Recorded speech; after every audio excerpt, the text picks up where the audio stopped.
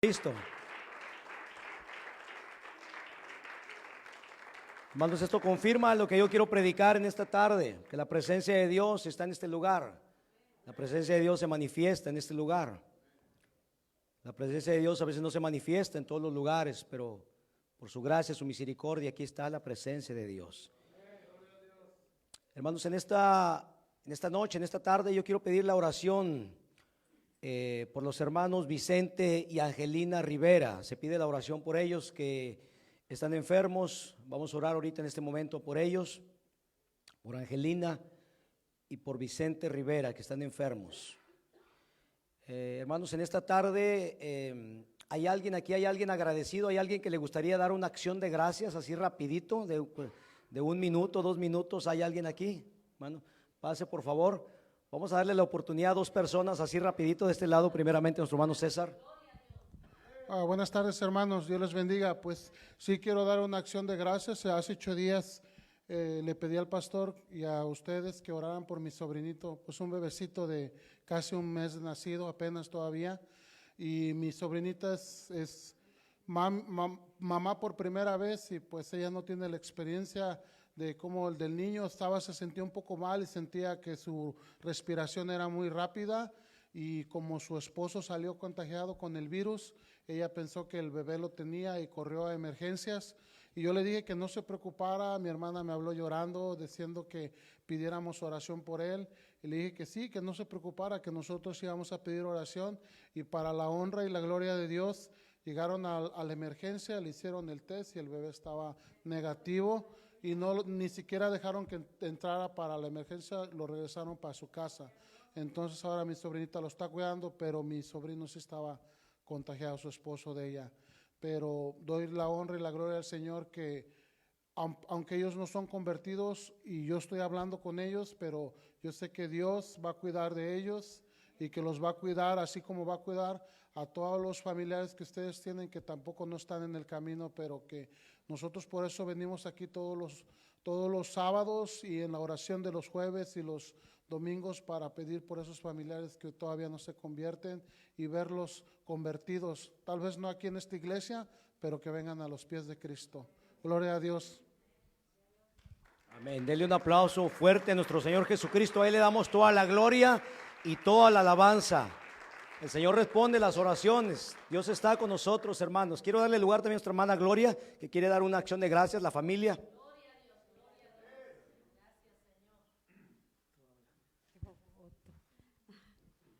Bueno, Dios los bendiga, hermanos. Nosotros queremos dar gracias a Dios porque Dios nos permitió ir a México y gracias a Dios nos protegió de todo peligro, ida y venida, y gracias a Dios le damos la honra a Dios y las gracias por todo, que nos cuidó todo el camino.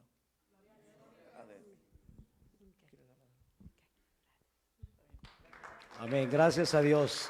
Nuestros hermanos salieron a México, pidieron la oración también para que Dios los llevara, los cuidara. Se fueron manejando por allá al centro de México y el Señor, gracias a Dios, los llevó, los cuidó, los trajo con bien, ¿verdad? Entonces es importante dar testimonio de lo que Dios hace con nuestras vidas. Cuando pedimos, tenemos una petición y Dios contesta, hermanos, siempre es importante que demos gracias y demos testimonio de lo que Dios hace en nuestras vidas. Amén. Mis hermanos, así como estamos de pie, le voy a pedir que por favor abra su Biblia en el Evangelio según San Mateo, capítulo 16, versículo 18. Mateo capítulo 16, versículo 18. Y cuando lo tengan, por favor, díganme amén.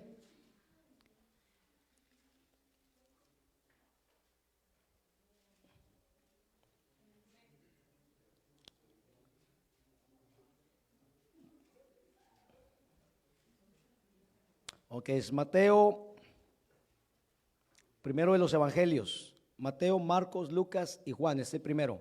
¿Lo tenemos, hermanos? ¿Todos? Muy bien. Vamos a leer solamente un versículo, el versículo 18.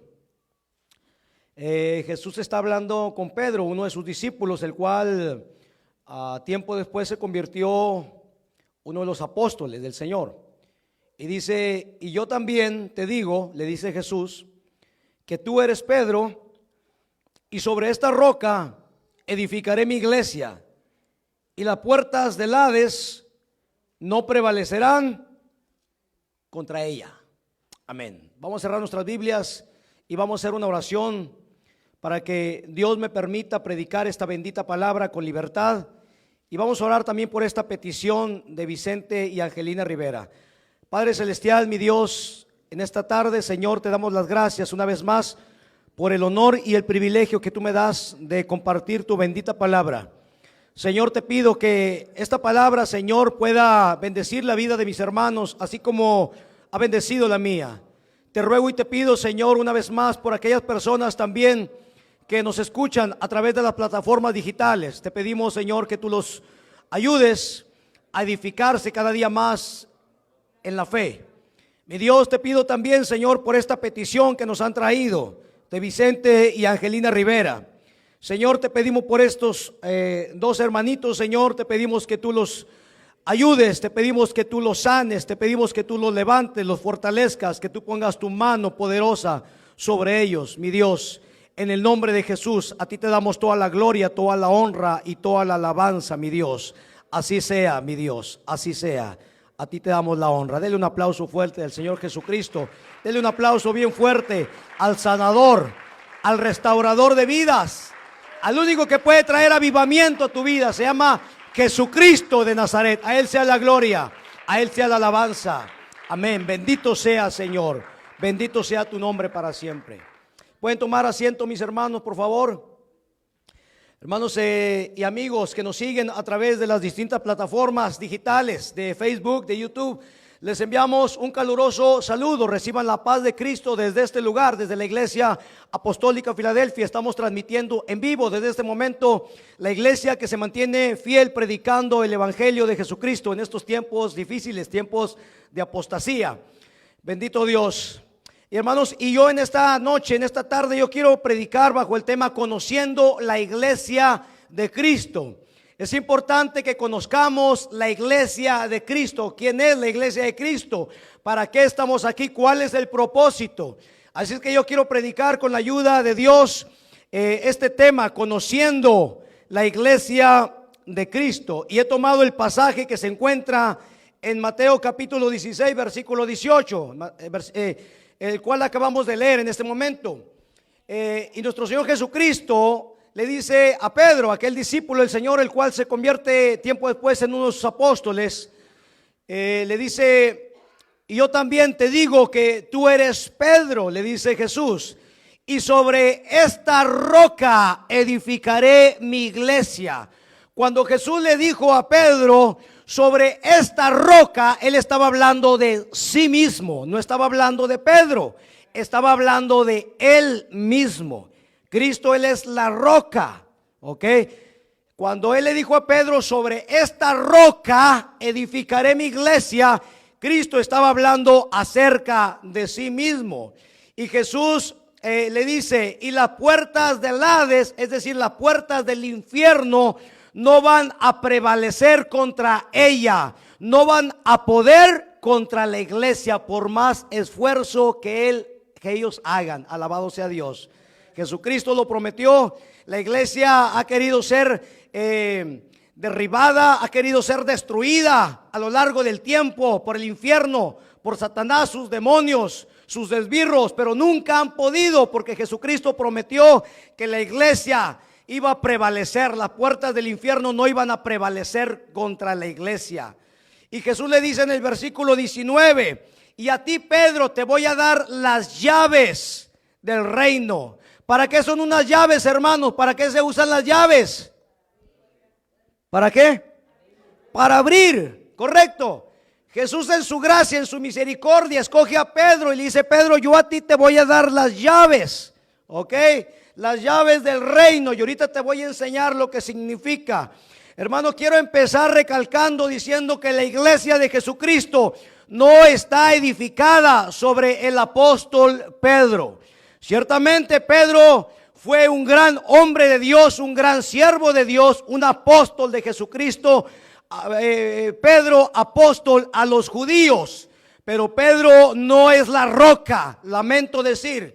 Pedro no es el primer papa, como la Iglesia Católica Romana enseña.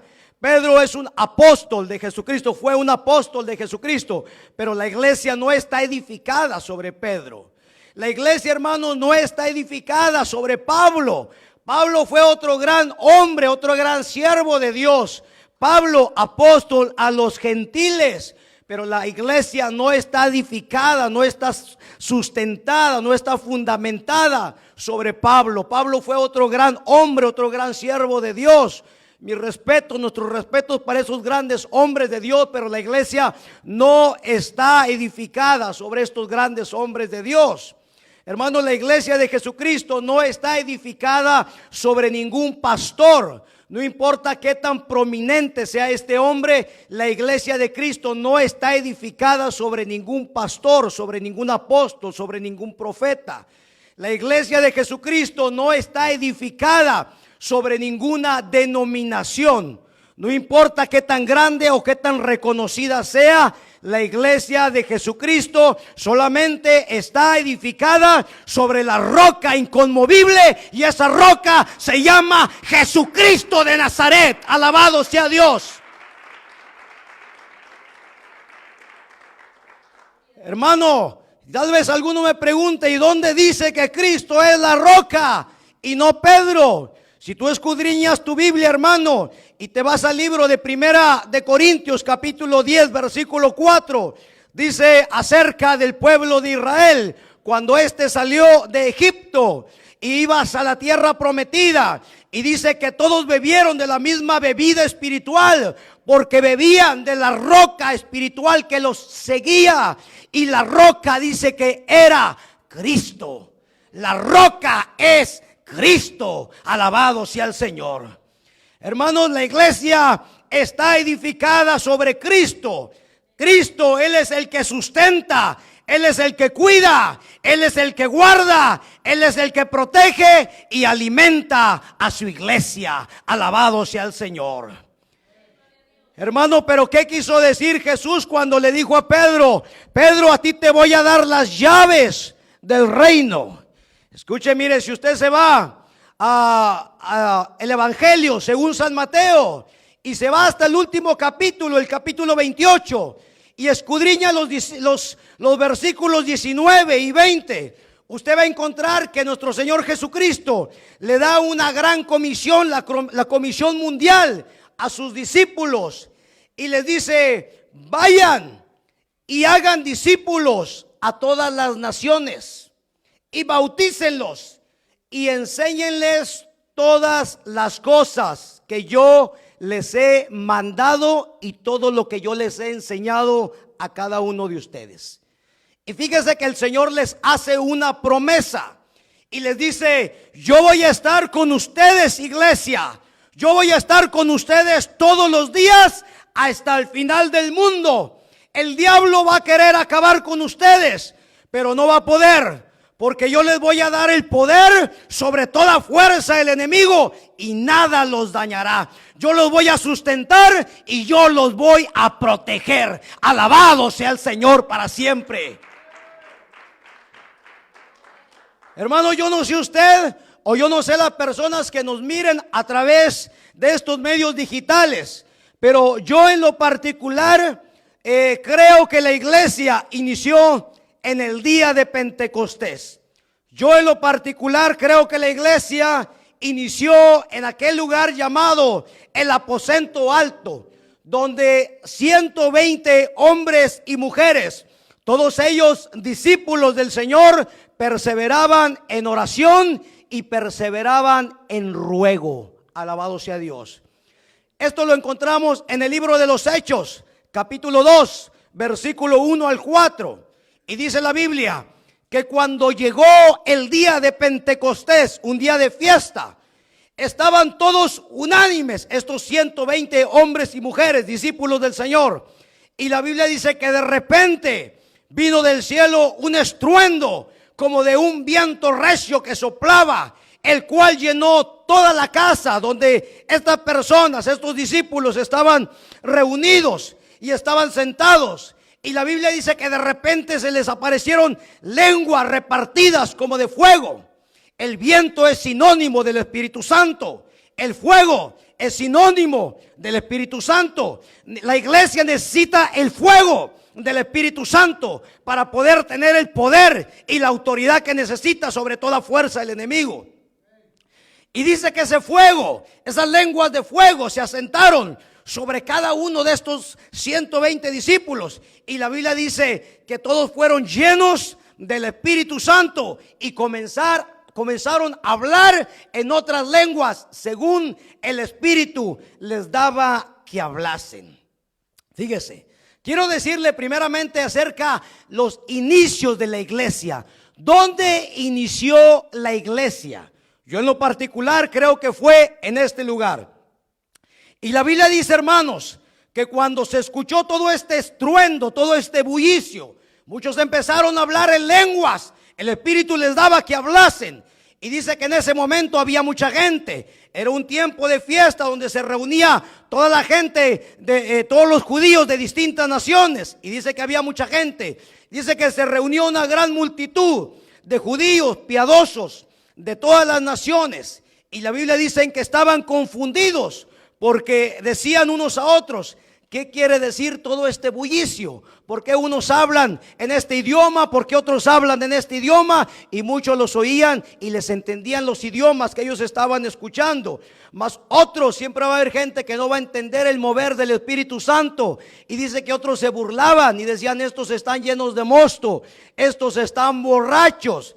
Y fíjese que ese es el momento en el cual dice que de estos 120 había 12 discípulos, los cuales se convirtieron en los apóstoles del Señor. Y dice que estos hombres que lideraban este grupo de 120 personas, hermano, acuérdese que al Señor lo seguían grandes multitudes de personas.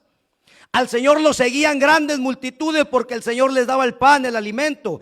El Señor hacía milagros, hacía sanidades, hacía liberaciones, levantaba paralíticos, resucitaba a los muertos, y grandes multitudes seguían al Señor. Pero la Biblia dice que después de que el Señor murió y resucitó y de las últimas instrucciones a su iglesia antes de ascender al cielo, la Biblia dice que solamente habían como 500 personas. De todas esas grandes multitudes solamente le quedaron como 500 personas. Y cuando el Señor ascendió al cielo, la gente se quedó así, casi se les caía la babita así. Se quedaron así viendo al Señor cómo iba subiendo, ascendiendo a los cielos. Y dice que se les apareció un ángel y les dijo: ¿qué hacen viendo al cielo? Pónganseme a trabajar, muchachos, ¿verdad? Vayan a hacer lo que se les mandó. Así como vieron que se fue, así va a regresar el Señor. Él va a regresar en una nube. Él dijo que iba a regresar por su iglesia. Y así como el Señor se fue, así va a regresar por su iglesia. Bendito sea Dios. Hermanos, pero dice que quedaron como 500, pero de esos 500, ¿sabe que cuando se van al aposento alto ya no eran 500, ya nada más eran 120, fíjese. Wow, ese era el núcleo, solamente 120. Y de esos 120, cuando pasó esto y viene el Espíritu Santo y se manifiesta de esa forma poderosa, dice que de esos 120 ellos mismos estaban sorprendidos, pero en ese momento se levantan 12 apóstoles, 12 discípulos del Señor llenos del Espíritu Santo. Porque estos hombres estaban pidiendo una explicación. ¿Qué es lo que está pasando? ¿Por qué tanto alboroto, tanto bullicio? ¿Cómo estos hombres están hablando en distintos idiomas? ¿Qué es lo que está pasando? Esto no es normal, es algo sobrenatural. Alguien tiene que darnos una explicación. Pero estos hombres ahora estaban llenos del Espíritu Santo de Dios. Y dice que de estos hombres había uno que lideraba entre ellos. ¿Se acuerdan? Uno que Jesús había escogido y le dijo: Pedro, a ti te voy a dar las llaves. A ti te voy a dar el privilegio para que abras la puerta para la evangelización mundial. Había alguien que tenía que dar el primer sermón. Hermanos, yo soy un hombre que estoy dando un sermón, pero ¿cuántos predicadores no han dado miles y miles de sermones? Pero hubo uno que fue el primero que abrió la puerta, la llave para la evangelización mundial. Y por la gracia y la misericordia de Dios, el Señor escogió a Pedro. Alabado sea Dios. Por eso es que le dijo: a ti te voy a dar las llaves del reino. En ese momento se levantan estos hombres, y la Biblia dice que este hombre llamado Pedro, hermanos, este hombre dice: estos hombres no están borrachos, sino que estos hombres están llenos del Espíritu Santo. Alabado sea Dios. Y Pedro, ese es el momento en el cual empieza y da ese glorioso mensaje del evangelio. Alabado sea Dios, hermanos. Y aquí se cumple la palabra que Jesucristo dijo: vayan y prediquen el evangelio, empezando ¿por dónde? Por Jerusalén, Judea, Samaria, ¿y hasta dónde? Y hasta lo último de la tierra. Hermano, aquellos hombres empezaron, Pedro, ¿dónde empezó predicando el evangelio? En Jerusalén, en Judea, Samaria, y a nosotros por la gracia de Dios nos toca predicar hasta lo último de la tierra. Gloria a Dios. Hermanos, a través de estas benditas plataformas podemos predicar hasta donde llegue este mensaje, hasta lo último de la tierra, antes de que Cristo venga. Bendito sea Dios. Entonces, ¿qué es lo que quiso decir el Señor cuando le dijo: Pedro, a ti te daré las llaves? Pedro, a ti te voy a dar el privilegio de que inicies con la evangelización mundial. Tú vas a tener el privilegio de ser el primer predicador que va a predicar el evangelio. Así es que este hombre predica el primer mensaje, un mensaje ungido, hermanos. No era Pedro, era el poder del Espíritu Santo que estaba sobre este hombre. Y cuando este hombre da este mensaje, hermanos, la Biblia dice que los que recibieron su palabra fueron bautizados, porque estas personas, cuando escuchan el mensaje de Pedro, la Biblia dice que estos hombres se compungieron de corazón, se arrepintieron genuinamente y dijeron: hermanos, ¿qué haremos? Y dice que en ese momento Pedro les dice: arrepiéntanse, porque eso es lo primero que tiene que venir antes de la salvación, un arrepentimiento genuino, un arrepentimiento verdadero. Dice: arrepiéntanse y bautícense cada uno de vosotros en el nombre de Jesucristo para perdón de sus pecados, y recibirán el don del Espíritu Santo de Dios. Alabado sea el Señor, bendito sea Dios.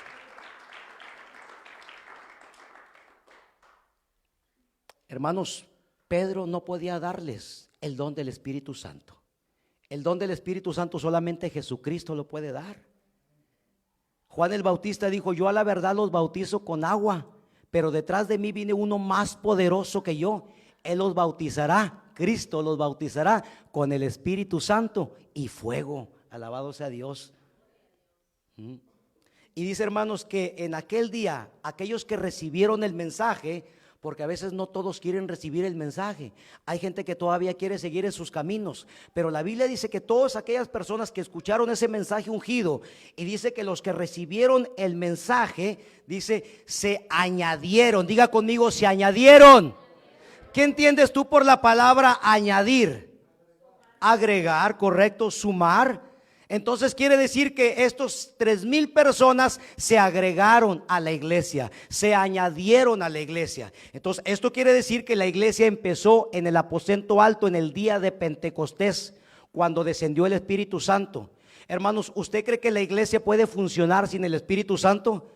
Hermanos, el diablo te hace pedazos sin el Espíritu Santo.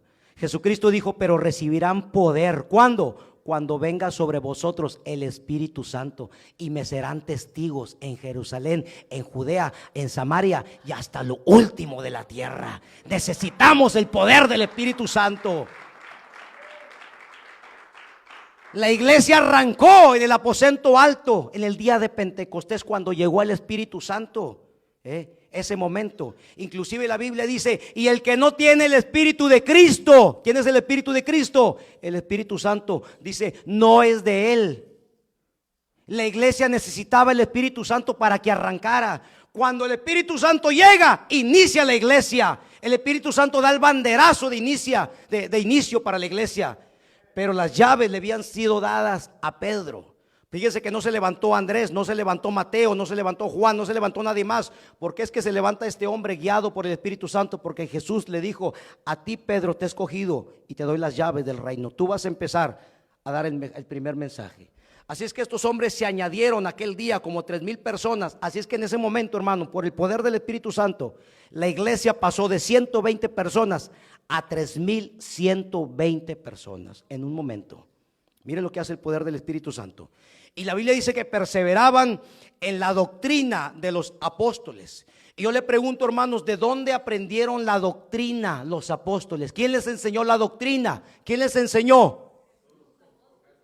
Jesucristo. La didascalia, ¿se acuerdan? Les dije la semana pasada, didascalia es una palabra griega que significa doctrina, instrucción, enseñanza. Y el didascalo es el maestro, el instructor. El didascalo, Jesús, el maestro, o el padre de familia. Cuando tú, padre de familia, estás instruyendo a tu hijo en la palabra de Dios, tú eres un didascalo. Instruye al niño en su camino y aun cuando fuere viejo no se apartará de él. Tú eres el didascalo que le estás enseñando la didascalia, la doctrina, la enseñanza. Entonces estos 3,000 personas que se añaden a la iglesia, hermanos, ellos perseveraban en la doctrina, en la enseñanza de los apóstoles. Es muy importante, hermanos, yo quiero empezar a tocar ciertos temas doctrinales, porque esto es muy importante. Porque a veces la iglesia, cuando no tiene una enseñanza, cuando no tiene una doctrina correcta, la iglesia, hermano, tiende a torcerse, tiende a caminar por el camino incorrecto. Entonces es importante hablar acerca de estos temas. Y la Biblia dice que la iglesia, los primeros discípulos, perseveraban en la doctrina de los apóstoles, la doctrina apostólica, en la comunión unos con otros. ¿Qué es la comunión, hermanos? Unos con otros. Cuando terminamos el servicio y vamos allá abajo y compartimos el cafecito, el chocolatito, el pan, esto es la comunión. Tenemos coinonía, comunión unos con otros. ¿Cómo te ha ido, hermano? Ah, qué bien. Oye, no, fíjate que ando sin trabajo. Hoy yo tengo trabajo y ahí, hermano, nos conocemos, ¿sí? Es importante la coinonía. Eso es lo que hacía la iglesia primitiva. La comunión unos con otros en el partimiento del pan. ¿Qué es el partimiento del pan? La cena del Señor, la mesa del Señor. Dice, y en las oraciones, hermanos, estamos haciendo lo que hacía la iglesia primitiva. Oramos aquí los jueves, véngase jueves 7 de la noche, sábados 6 de la mañana. Es importante que vengamos y nos congreguemos. Hermanos, déjeme decirle que la iglesia de Jesucristo, la iglesia de Cristo no es una denominación. Aquellos que a veces no saben quién es la iglesia de Cristo. La iglesia de Cristo, primeramente voy a decirle, no es una denominación. La iglesia de Jesucristo no es una asamblea. La iglesia de Jesucristo no es una organización. La iglesia de Jesucristo no es un concilio hecho por hombres. Tal vez usted ha escuchado alguna vez la palabra mente sectaria. ¿Cuántos han escuchado esta palabra? Mente sectaria. Tienen una mente sectaria. Hay iglesias, hermanos, que tienen una mente sectaria. Son sectas. Ellos piensan que si tú no haces lo que ellos hacen, si tú no practicas lo que ellos practican, tú no eres salvo. Tú tienes que ser parte de nuestro concilio, de nuestra organización, de nuestra asamblea, de nuestra denominación y practicar lo que nosotros practicamos, porque si no, tú no eres parte del cuerpo de Cristo. Están equivocados, porque la iglesia de Jesucristo no está sustentada sobre una denominación, una organización. Hay muchas sectas. Hay muchas sectas hoy en día, hermanos, que aparte de tener la Biblia, la palabra de Dios, tienen otro libro aparte, como los mormones, la perla de gran precio, que para ellos tiene la misma igualdad que la Biblia. Los testigos de Jehová, los adventistas del séptimo día, tienen otros libros también, que tienen de libros a veces de una profeta, Elena G. de White, a veces, que supuestamente tienen la misma autoridad que la Biblia. Entonces, hermanos, para ellos, si tú no crees como ellos creen, si tú no piensas como ellos piensan, para ellos dicen, tú no eres parte de la iglesia. Pero la iglesia de Cristo no es una denominación, hermanos. La iglesia de Jesucristo es solamente una. Déjeme explicarle. La iglesia de Jesucristo es solamente una. Es un solo cuerpo. Aunque podemos haber muchas iglesias, una está por aquí, otra está en aquella esquina, otra está allá a 5 cuadras, otra está allá a 10 cuadras. La iglesia de Cristo es solamente una. Cristo no tiene muchas iglesias, es solamente una iglesia. Hay gente que dice, es que ya se salieron de aquí, ya no vienen acá, ya no están en esta denominación, ya no son hijos de Dios, ya no son parte del cuerpo de Cristo. ¿Quién te dijo eso? ¿Quién te enseñó eso? Si alguien te dijo eso, te enseñó mal. Hermano, la iglesia de Cristo es solamente una. La iglesia de Cristo es un solo cuerpo y está formada por todos los hombres y mujeres sin distinción de nacionalidad, idioma o color de piel.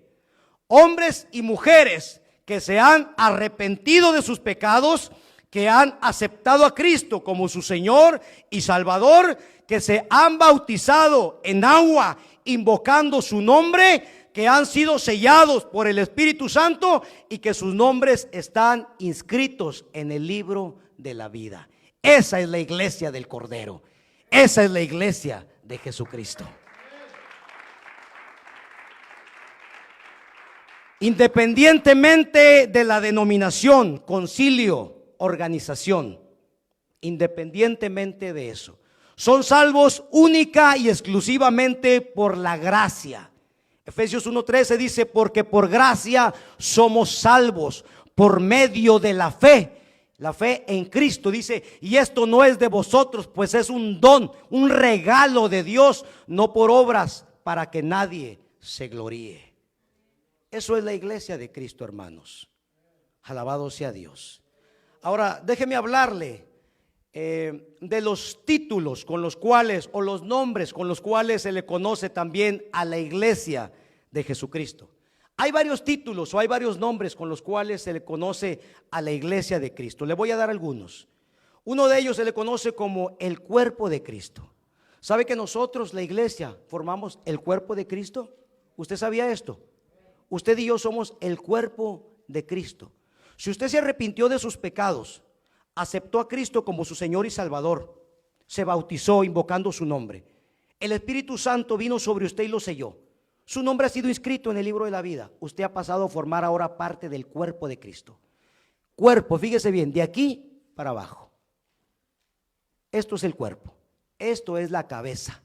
Una cosa es el cuerpo, otra cosa es la cabeza. Entonces, la iglesia es llamada el cuerpo de Cristo. El cuerpo es el medio por el cual se expresa una persona. De igual manera, el cuerpo de Cristo, es decir, la iglesia, es el medio que el Señor ha escogido para manifestar al mundo su voluntad, su poder y su autoridad. Yo le pregunto, hermanos, ustedes que son parte de la iglesia, ¿cuál es la voluntad de Dios? ¿Cuál es la voluntad de nuestro Padre? ¿Cuál es? ¿Qué es lo que Dios quiere? Que todos se salven, correcto. Que nadie se pierda, sino que todos vengan al arrepentimiento. Y cuando Dios quiere expresar o manifestar su poder, su autoridad, ¿a través de quién lo hace? A través de su iglesia, a través de su cuerpo, a través de ti, hermano, a través de ti, hermana. Dios te va a usar para sanar a esa persona, para liberar a esa persona, para predicar el evangelio. Dios quiere hacer esas cosas, pero necesita un cuerpo, y la iglesia es el cuerpo de Cristo. A través de su cuerpo Él va a hacer su voluntad. Hermanos, Efesios capítulo 1 versículo 22 al 23 dice que Dios ha puesto todo bajo la autoridad de Cristo, a quien hizo cabeza de todas las cosas para beneficio de la iglesia. Y la iglesia, dice, es el cuerpo de Cristo. Él la completa y la llena. Hermanos, un cuerpo sin cabeza no se puede mover. Imagínense, hermano, el cuerpo ahí sin cabeza, ¿cómo va a andar? Como el jinete sin cabeza. ¿Sí? Hermano, este cuerpo necesita la cabeza.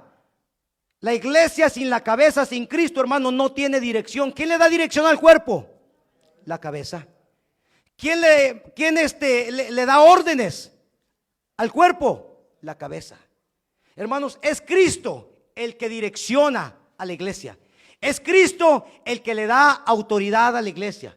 Es nuestro Señor Jesucristo. Él es la cabeza. Y dice que Él la completa y la llena y le da plenitud con su presencia. Hermanos, lo que estábamos viendo aquí es la presencia del Señor. Es la presencia del Señor. Es la presencia del Señor.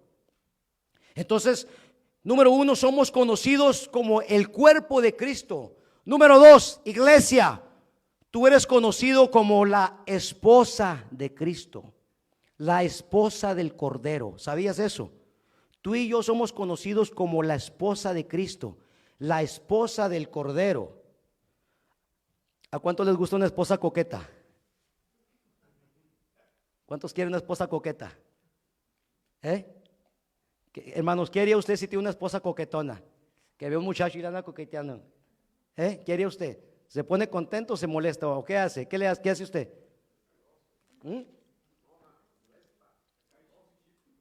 Chipi chipi. Le da celos. Lo provoca a celos. ¿A quién estás viendo ahí? No, a nadie. Ya te vi. Hermanos, si Cristo amó a la iglesia y se entregó a sí mismo por ella, eso es lo que dice la Biblia. Cristo se entregó hasta lo sumo. Él derramó hasta la última gota de su sangre por ti y por mí y por ustedes, amigos que nos siguen a través de las plataformas. Él derramó hasta la última gota de su sangre. Él se entregó sin reservas por amor a su novia, a su iglesia, a su amada. Y si Él se entregó sin reservas, ¿por qué tú y yo a veces le ponemos reservas al Señor? ¿Por qué tú y yo a veces no nos queremos entregar completamente a Dios? Esto sí, pero esto no, esto todavía no, esto todavía yo sigo gobernando. Esto todavía yo sigo, acuérdate que la cabeza es la que gobierna. No, esto no, yo no te preocupes, Señor, yo todavía me encargo de esto todavía no te lo puedo soltar. ¿Por qué? Porque a veces el Señor se entregó sin reservas por nosotros. Porque nosotros a veces hay cositas que todavía preferimos darle gusto a la carne en vez de darle gusto al Señor. La Biblia dice que somos la esposa de Cristo. Hermanos, hay veces que tú y yo ya estando en el cuerpo de Cristo somos la esposa y a veces somos una esposa media coquetona. Ahí se le andamos coqueteando. Ahí le andamos coqueteando al mundo todavía. La Biblia dice que estamos en este mundo, ¿pero qué? Pero ya no somos de este mundo. Es decir, que Cristo nos sacó del mundo. Estamos en el mundo, hermano, pero Cristo nos apartó, nos separó. ¿Para qué Él va a usar nuestro cuerpo? Somos el cuerpo de Cristo, somos la esposa del Señor. Y Él quiere una esposa, dice aquí, fíjese bien lo que dice aquí. Hermanos, si Él se entregó por completo a nosotros, nosotros debemos de pensar, yo también tengo que entregarme completamente al Señor. ¿Qué es lo que dice el Señor? Dice que esto ya no, ok, yo quiero obedecer a Dios. No estoy obedeciendo a ese hombre es el pastor, él me está diciendo solamente lo que mi amado, mi esposo, es lo que él me dice a mí, lo que él quiere que yo haga. Este hombre, el pastor, sí es el pastor, está bien, pero él solamente me está diciendo lo que mi amado, mi Señor, el que se entregó por mí, quiere que yo haga. Él quiere que yo me entregue completamente a Él. Fíjese, 2 de Corintios 11:2, perdón. Pablo dice, lo celo con celo de Dios. Hermano, cuando alguien anda de coqueto y es tu pareja, ¿te dan celos? Es lógico. Cuando la iglesia anda coqueteándole al mundo y cuando la iglesia empieza a meter cosas del mundo, empieza a meter tradiciones del mundo que no están estipuladas, no están en la doctrina, en la didascalia de Dios.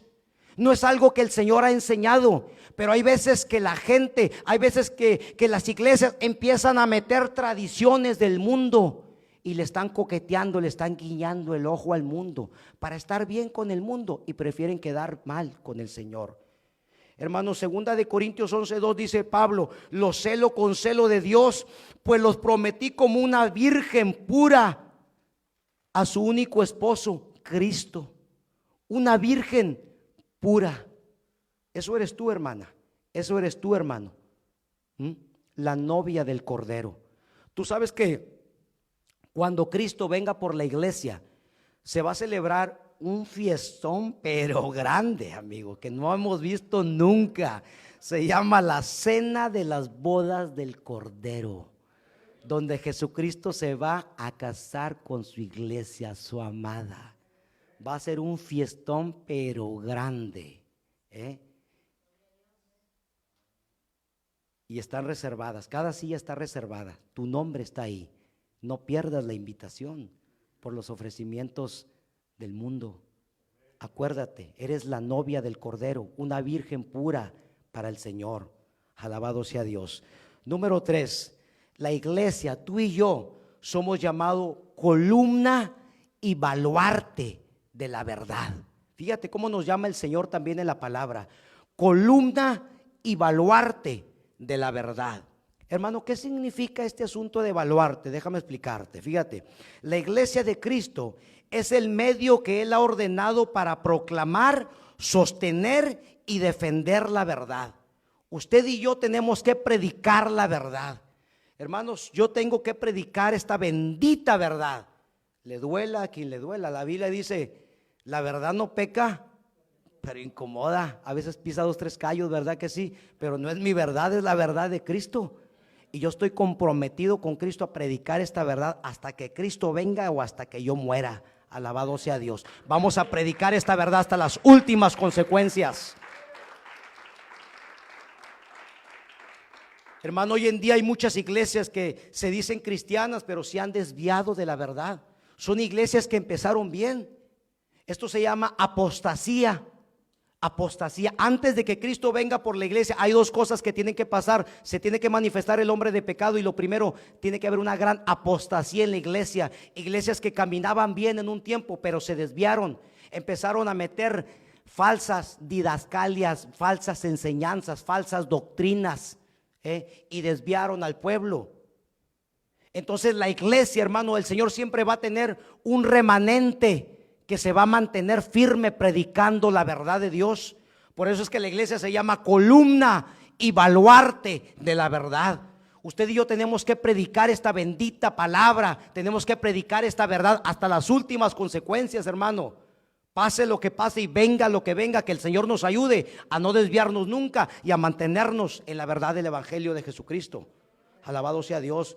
Primera de Timoteo capítulo 3 versículo 15 dice que la iglesia es columna y baluarte de la verdad. Déjame decirte lo que significa baluarte. Baluarte es una construcción fortificada, diseñada para resistir ataques del enemigo. Un baluarte es una construcción que está fortificada y está diseñada para resistir todo ataque del enemigo. El enemigo va a venir a atacar a la iglesia, pero ¿qué dijo Jesucristo? Que las puertas del infierno, ¿qué, hermanos? No iban a prevalecer sobre la iglesia. Hermano, pero qué triste cuando vienen y te meten un caballo de Troya. Usted se sabe la historia del caballo de Troya, ¿se acuerdan? Metieron el caballo de Troya. Hermanos, ahorita hay muchos caballos de Troya que están metidos en los púlpitos. Son brujos, son hechiceros, no son profetas del Señor, no son apóstoles de Cristo. Cristo lo dijo, son apóstoles fraudulentos. ¿Sabe qué significa un fraude? Cuando te picaron los ojos, te engañaron. ¡Ay, me engañaron! Me hicieron fraude. Te engañaron, ¿sí? Obreros fraudulentos. Alabado sea Dios. Entonces, un baluarte, hermanos, una construcción fortificada que está diseñada para resistir ataques del enemigo. La iglesia está diseñada para esto, hermano. Pero para eso tenemos que conocer la palabra de Dios. Por eso es que le he estado diciendo, hermano, le dije que 4 cosas tenía que hacer. La semana pasada le prediqué acerca de la palabra de Dios, ¿se acuerda? Tiene que hacer ¿qué, hermanos? ¿Cuántos se acuerdan? Dije 4 cosas. ¿Qué hace usted con la Biblia? O la agarra ahí para ponerla abajo de un mueble cuando el mueble está tambaleando ahí. ¿Qué haré? ¿Qué le va a poner? ¿O qué hace? ¿Para qué le sirve la Biblia? Estudiarla, leerla primeramente, leerla, estudiarla, memorizarla y meditar en ella. Y no tan fácil, le van a picar los ojos. Hermanos, la verdad, en el internet ahorita, hermanos, está lleno de brujos que se hacen pasar como profetas del Señor. Son adivinos, son adivinos. Abra los ojos. Columna y baluarte de la verdad. Vamos a predicar la verdad. ¿Cuál es el miedo? Es la verdad.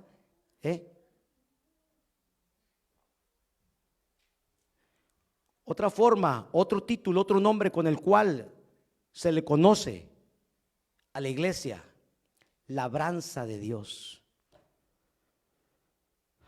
Hermano, qué triste que se le llame baluarte de la verdad y la gran mayoría de la iglesia está siendo arrastrada por el engaño.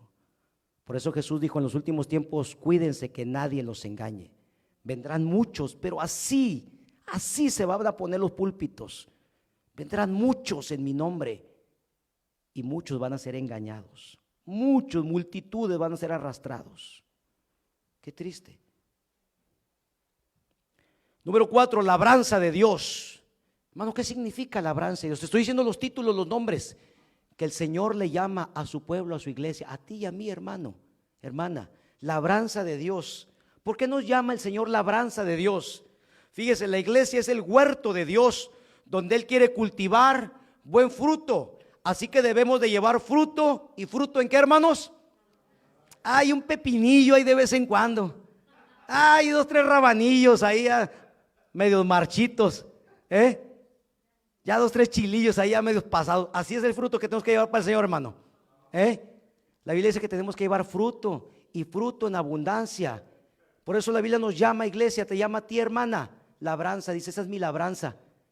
Ese hombre es mi labranza, labranza de Dios. La iglesia es el huerto donde el Señor quiere cultivar buen fruto. Primera de Corintios, hermanos, capítulo 3, versículo 9, Pablo le dice a la iglesia, ustedes son el campo de cultivo de Dios. Una labranza, déjame y te digo lo que es una labranza, si alguien no sabe. Una labranza es una tierra cultivada. Eso es una labranza, una tierra que ya fue cultivada, donde Dios ya sembró algo bueno en nosotros y Él está esperando que usted y yo demos fruto. ¿Qué es lo que el Señor sembró en tu vida, hermano? ¿Qué es lo que el Señor sembró en tu vida? ¿Qué fue lo que entró? El Espíritu Santo. En el día de Pentecostés, ¿qué fue lo que entró? La palabra también. La palabra es simbolizada con una semilla también. Él sembró una semilla. Sí. El agua es símbolo del Espíritu Santo. Y el Espíritu Santo, tú sabes que Él da un fruto. Hay un fruto. Cuando tú y yo tenemos relación con el Espíritu Santo, vas a dar un fruto. Cuando tú no tienes relación con Él, no vas a dar. El fruto que vas a dar es el fruto de la carne. Pero cuando tú tienes relación con el Espíritu Santo, te unes con el Espíritu Santo, tarde que temprano vas a dar un fruto. El fruto del Espíritu Santo. Mas el fruto del Espíritu Santo es ¿qué? Odio, pleitos. ¿Cuál es? ¿Cuál es, hermano? Amor, paz, celo. No se lo saben ustedes mejor que yo. No, vénganse para acá mejor ustedes, hermanos. Qué bueno, me da gusto que estudien la palabra de Dios. Es el fruto del Espíritu Santo, hermanos. Hermanos, una labranza, entonces una tierra cultivada donde Dios ya sembró algo bueno. La palabra, el Espíritu Santo ya está dentro de ti. El Espíritu Santo ahora vive adentro de ti. Alabado sea Dios. Y Él está esperando que usted y yo demos fruto. Hermano, usted y yo no somos un terreno baldío, no somos un terreno estéril. Hermano, cuando usted y yo vemos un terreno por ahí en la esquina que está todo lleno de árboles, todo lleno de ramas, una ramota por acá así, víboras, y sabe cuánta cosa hay ahí adentro, ¿verdad que sí? Y ese terreno que no, pues sabe, está baldío y está abandonado ese terreno. ¿Sabe por qué se llama terreno baldío? Porque ese terreno pertenece al gobierno, pertenece al Estado. Y si de repente el Estado lo quiere vender, pues sale un comprador y lo compra. Entonces, hermano, usted y yo en un tiempo fuimos como un terreno baldío. Aquella gente que no tiene a Cristo en su vida, hermano, no es una labranza, es un terreno baldío que pertenece al mundo. Por eso que la gente le llama, es que es mundano. ¿Por qué le llaman mundano? Porque pertenece al mundo. Y cuando la gente anda en el mundo, hace lo que le da la gana. No se sujeta a nadie, nadie lo controla, nadie lo gobierna, no tiene ley, hace lo que quiere, pues es del mundo, es un terreno baldío. Y cuando es un terreno baldío, ¿qué crece en un terreno baldío? Pues hay animales, ratas, hay animales, hay todo, hermano, un terreno baldío, ¿cierto o no es cierto? Unos arbustos por acá, de todo. Pero cuando alguien viene y compra ese terreno, de repente hay basura, ¿cierto o no es cierto, hermano? Pues que la gente va y tira basura, al cabo nadie dice nada, pues no es de nadie ahí. Pero de repente pasas y ya lo viste cercadito, ya lo viste limpiecito y dices, caray, ¿qué pasó? Oye, ¿es este el terreno? Sí, es que ya tiene dueño, es que alguien lo compró, se llama Jesucristo, Él lo compró, alabado sea Dios. Hermanos, y cuando Cristo nos compró, lo primero que Él hace es que Él cerca el terreno, dice, esto es mío. Él cerca, Él pone un vallado. Por eso dice, el que aportille el vallado, el que rompa su círculo de protección, lo va a picar la serpiente. Las serpientes ahí andan en los terrenos baldíos. Pero cuando tú lo cercas, lo primero que Cristo hace es que Él cerca su labranza, le pone protección. Y después Él va a sembrar una buena semilla. Tú ves que de repente ya está bien limpio. Y de repente ya no hay tantos arbustos, ya ahora hay árboles frutales. ¿Y qué es lo que está esperando el Señor? Donde hay árboles frutales, ¿qué esos árboles qué, hermanos? Que den fruto. Y de repente pones unos arbolitos de manzana, unos de pera, otros de limón. Y de repente resulta que esas manzanas están todas agrias ahí. ¿Qué haces? Y dice, oye, este árbol pues vamos a ponerle algo, sí. Pero cuando no funciona y no funciona, ¿qué dice el Señor? Todo árbol que no dé buen fruto va a ser ¿qué? Cortado. Porque está inutilizando la tierra. Entonces, hermanos, no somos un terreno baldío, no somos un terreno estéril. Tenemos que dar fruto. porque el Espíritu Santo ya está en ti. No lo digo yo, lo dice la palabra de Dios. Lo que nos falta es tener comunión, intimidad con el Espíritu Santo. Cuando hay intimidad, siempre va a haber un fruto, y es el fruto del Espíritu Santo. Número 5, hermanos, usted y yo somos conocidos también como edificio de Dios. Edificio de Dios, casa espiritual. Yo soy una casa espiritual, soy un edificio de Dios. Y sabe una cosa, que este edificio puede ir creciendo, ¿sí? No para los lados, aunque a veces crecemos para los lados, sí, se trata de que crezcamos, hermanos, pero espiritualmente. No se confunda, ¿sí? Crezcamos para arriba, de esto se trata. ¿Cómo se llama ese edificio el más alto del mundo, hermano, ahorita? Porque ya cada rato están haciendo el Burja, algo así, ¿verdad? Pero hay otros que ya lo están haciendo más alto. ¿Sabes que tú y yo podemos crecer, hermanos? Somos un edificio, así nos llama el Señor, edificio de Dios y casa espiritual, hermanos, y Dios es el constructor de este edificio, y Él construye en el edificio la iglesia con piedras vivas. ¿Sabes que tú y yo somos piedras vivas también, hermanos? Somos rocas, pequeñas rocas. ¿Quién es la roca? La roca, ¿quién es? Y sobre esa roca empiezan a poner pequeñas rocas, pequeñas piedrecitas que somos tú y yo. ¿Sabes que en aquel día el Señor dice que nos dará una piedrecita y un nombre nuevo? A tu piedrecita, tú que eres una piedrecita, una roca pequeña, te va a poner un nombre nuevo en aquel día. Al que venciere, le daré una piedrecita y le daré un nombre nuevo. Somos edificio de Dios y casa espiritual. Primera de Corintios 3:9 dice que nosotros somos llamados edificio de Dios. Así eres llamado, hermano, un edificio de Dios.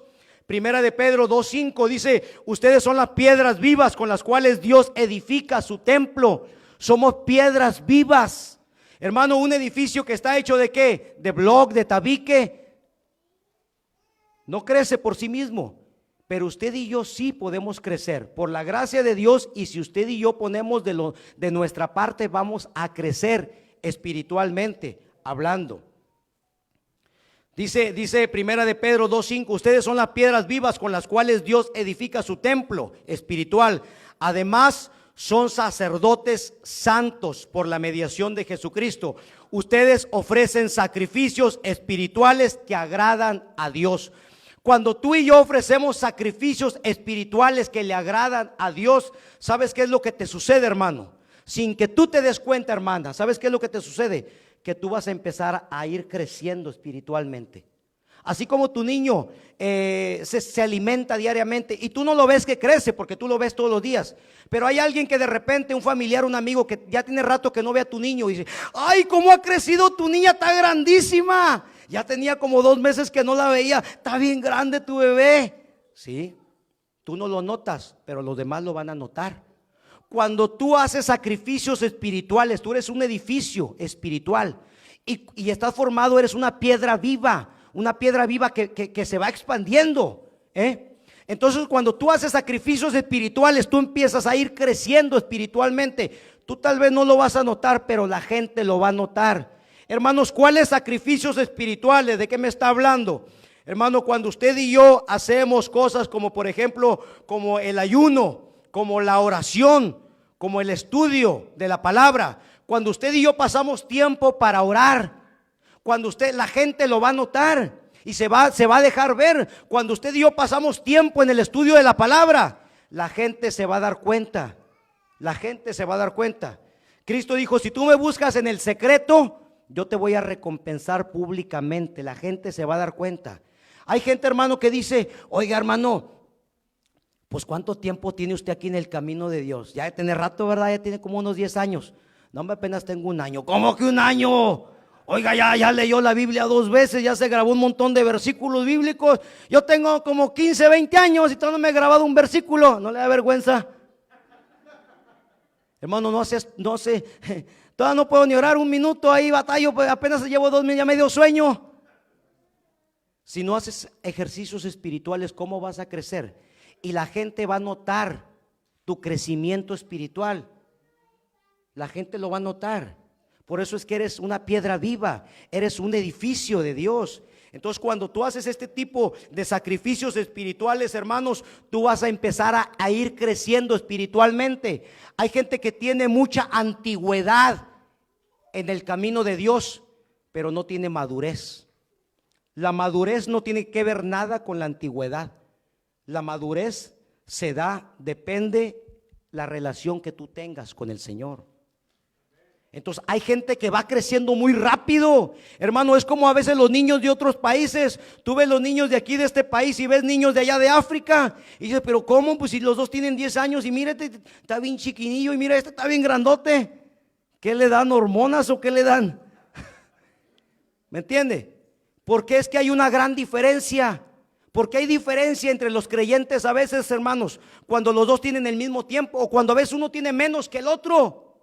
Porque este hace sacrificios espirituales más constantemente y más largamente. Este va a crecer rápido.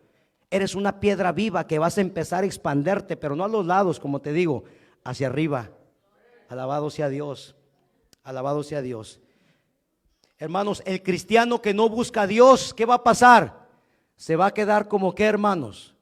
Se va a quedar como un bonsái. ¿Sabe que usted y yo somos comparados con árboles? Bienaventurado el varón que no anduvo en consejo de mal. Mi hermano se lo sabe. A ver, díganos, hermano. ¿Será como un qué? Como un árbol plantado junto a corrientes de agua que da su fruto a su tiempo y su hoja no cae. Pero hermanos, aquellos que no hacen ejercicios espirituales se van a quedar como un bonsái, un arbolito nomás de ornato solamente. Pero los bonsái no dan frutos. Entonces es importante que crezcamos. Somos piedras vivas, edificios de Dios y casa espiritual. Me quedan 2 y terminamos, hermanos. Me quedan 2.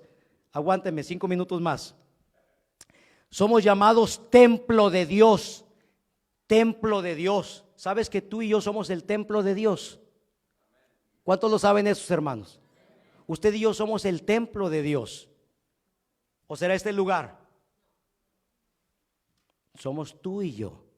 O sea, ¿qué quiere decir, hermano pastor? Que Dios vive aquí adentro. Exactamente.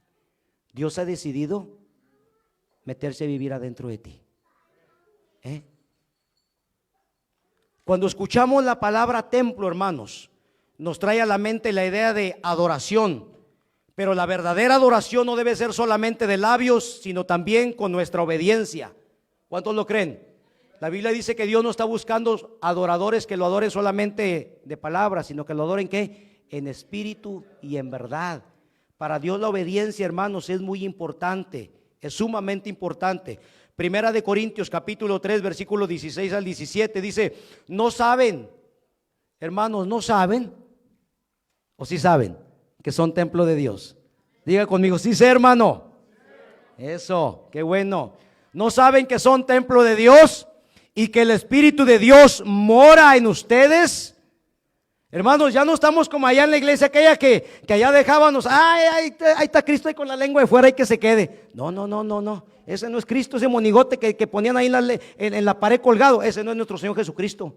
Él murió en una cruz, pero Él al tercer día resucitó y hoy está en su trono gobernando y reinando. Alabado sea Dios. Ese mono que ponen ahí, cruzado ahí con la lengua, ese no es nuestro Señor Jesucristo, es un ídolo solamente. Y usted y yo somos templo de Dios. ¿No saben que son templo de Dios? Así es que si yo me voy de aquí, ahí se quedó adentro como quiera, yo me voy a hacer de las mías. No, Él va contigo adentro, ¿sabes eso? Él ahí va contigo, no te lo puedes dejar a ningún lado. Él va contigo, Él va conmigo. ¿No saben que son templo de Dios y que el Espíritu de Dios mora en ustedes? Si alguno destruye el templo de Dios, dice, Dios le destruirá a él, porque el templo de Dios, el cual son ustedes, santo es. Hermanos, ¿y qué es lo que puede destruir este templo? Que es ahora un templo de Dios por la gracia del Señor, que somos parte de la iglesia del Cordero. ¿Qué es lo que puede destruirlo? Dígame, hermano, alguien ayúdeme, por favor. El pecado, la mentira. ¿Y eso qué es? ¿Obediencia o desobediencia? La desobediencia. La desobediencia le da autoridad ¿a quién? A ese que trae el trinche, que lo ponen ahí con la pata de gallina y la pata de chivo y no sé qué tanto. A ese le da autoridad. Cuando tú y yo somos desobedientes, eso le da autoridad. Le abres tú solito, yo solito. Pásele, don diablo. Venga, pásele, está en su casa. Venga, siéntese. ¿Qué le doy? ¿Una limonadita? ¿Qué le sirvo?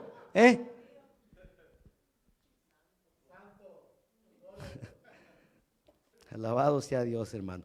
La desobediencia le abre la puerta al destructor. Si Dios dice no hagas esto y tú lo haces, tú mismo le estás abriendo la puerta al destructor. Tú sabes que Satanás, él viene aquí, hermanos, robar, matar y destruir. Él es un destructor. ¿Y tú crees que Dios te va a proteger? Él se ha comprometido a protegerte siempre y cuando tú y yo caminamos en obediencia. Amén. Te lo vuelvo a decir, dice la Biblia, el que aportillare el vallado, te va a picar la serpiente, el diablo, compadre, para que me entiendas. Número 7, hermanos. Esto es la iglesia, estos somos el cuerpo de Cristo. Somos una piedra viva, edificio de Dios, el cuerpo de Cristo, casa del Señor. Número 7, somos la casa de Dios. ¿Usted se imagina?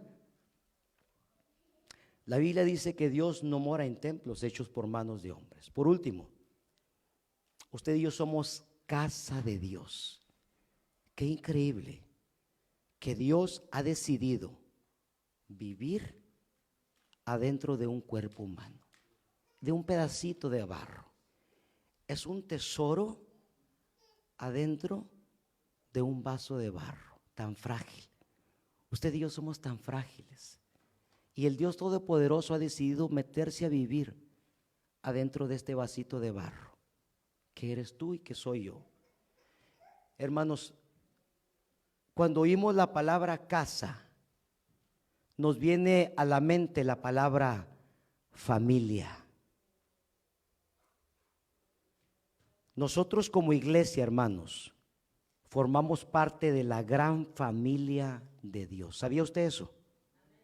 Usted y yo somos parte de la gran familia de Dios. Hermanos, si yo decido irme de aquí y me voy para Wisconsin, ¿usted cree que Dios tendrá familia en Wisconsin? Y si yo decido irme a Nueva York, ¿usted cree que Dios tendrá familia en Nueva York? Allá tiene otros hijos. Y si yo decido irme para México, para Centroamérica, ¿usted cree que el Señor tendrá familia en Centroamérica? Somos parte de la gran familia de Dios. Tenemos hermanos chinitos, rusos. Somos una gran familia. Así es que si yo me voy a donde yo me vaya, voy a encontrar una iglesia, una familia, unos hermanos con quienes congregarme.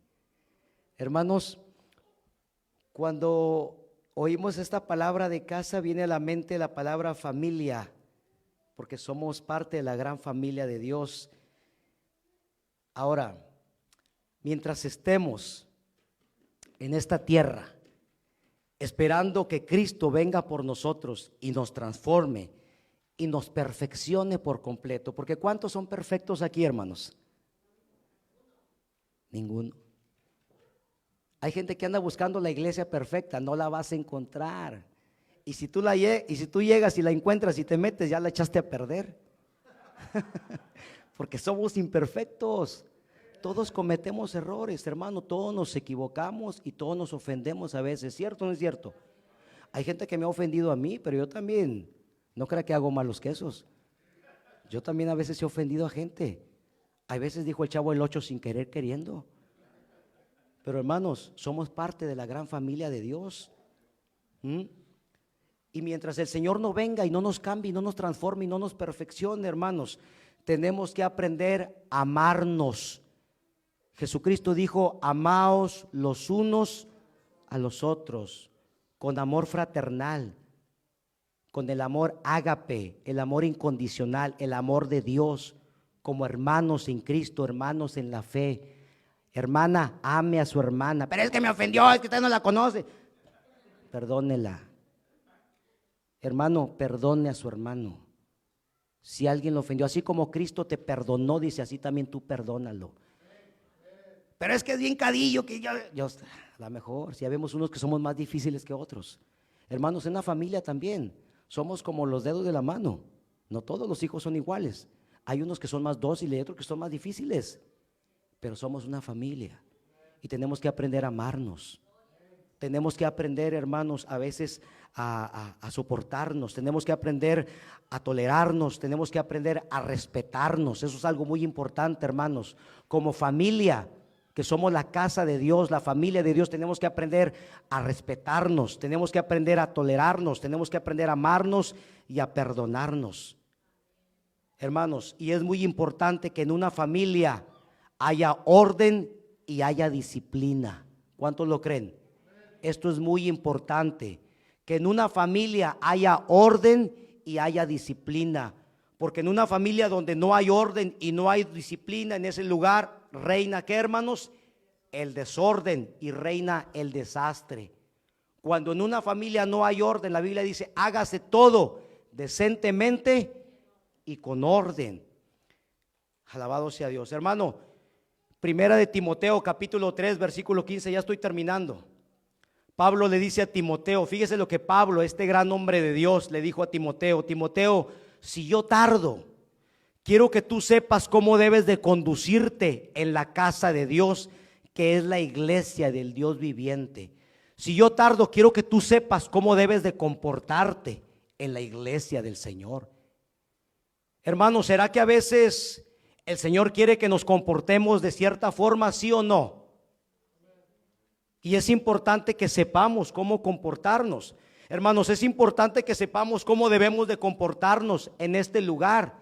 Es muy importante para que también nosotros podamos instruir a nuestros hijos acerca del comportamiento que debe de tener en este lugar. Ayúdeme, hermano Jorge, por favor.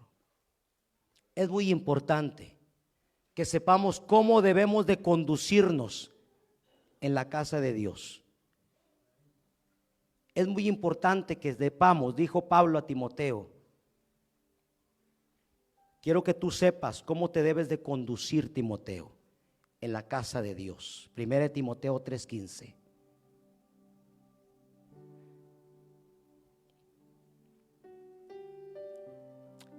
Es importante, hermanos, que sepamos cómo debemos comportarnos en este lugar, para que también nosotros podamos instruir a nuestros hijos acerca del comportamiento que deben de tener. Tenemos que saber a dónde venimos y para qué estamos aquí. ¿Usted sabe a dónde viene o no sabe? ¿Y usted sabe para qué está aquí o no sabe? Si usted lo sabe y yo lo sé, tenemos que enseñarle a nuestros hijos. Pablo le dijo a Timoteo: te voy a enseñar cómo te debes de conducir en la casa de Dios.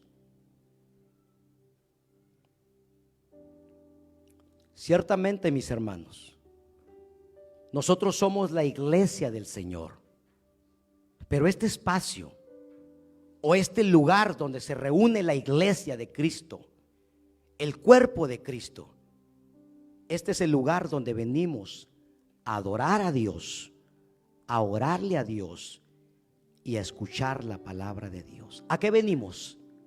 A adorar a Dios, a orarle a Dios y a escuchar la palabra de Dios. Este es el propósito del por qué venimos aquí.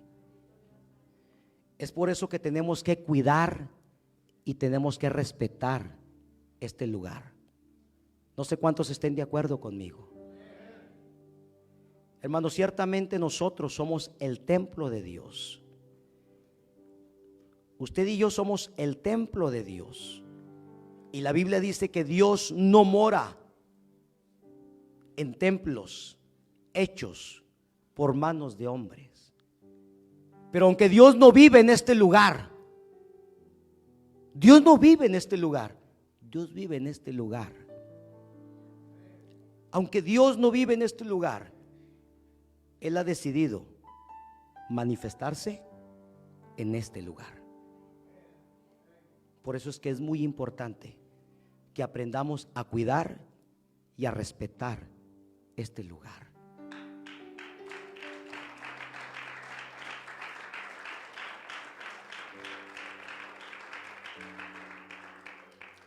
Hermanos, ¿podemos tener convivencia? Claro que podemos. Pero la Biblia dice: hágase todo decentemente y con orden. Es por eso que no podemos perder el celo por la casa de Dios. Jesús dijo: el celo de tu casa me consume. No puedes perder. Cuando ya no te importa, te vale, has perdido el celo por la casa de Dios. Dios se manifiesta en este lugar. Él no vive aquí. Él se puede manifestar en la barra, en un campo de fútbol, donde Él quiere. Él es Dios. El mundo es el estrado de sus pies, pero Él ha decidido manifestarse en estos edificios que han sido diseñados con un propósito y dedicados para la adoración a Dios, para la oración a Dios y para la enseñanza a Dios.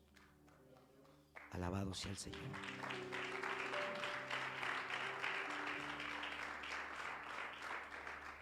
Termino con esto. Hace poco más de un año estábamos todavía ahí en la Washington. Hicimos una vigilia y allá al final teníamos unas mesas con comida.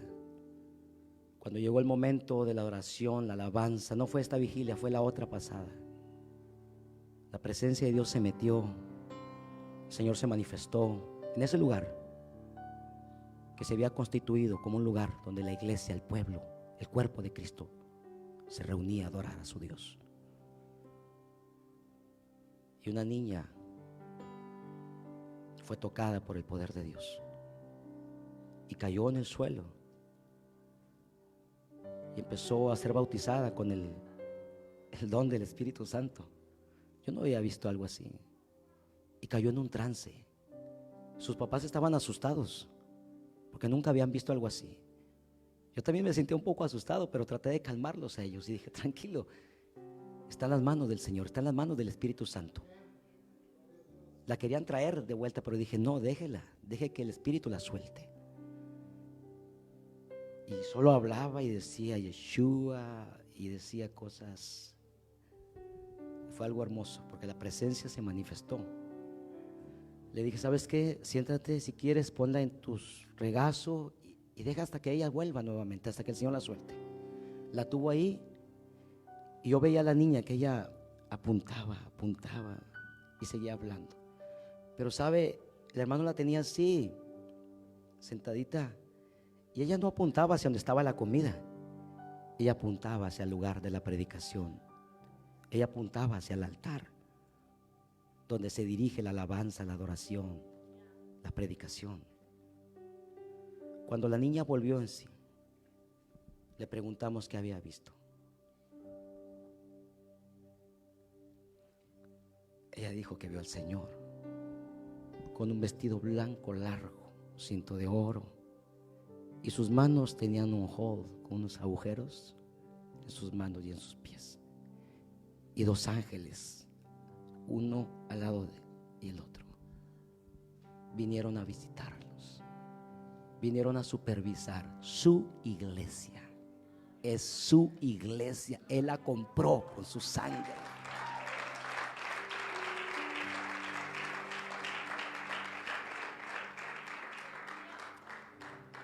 Por eso es que tenemos que aprender a respetar este lugar. Amén. Vamos a ponernos de pie, hermanos, y vamos a orar.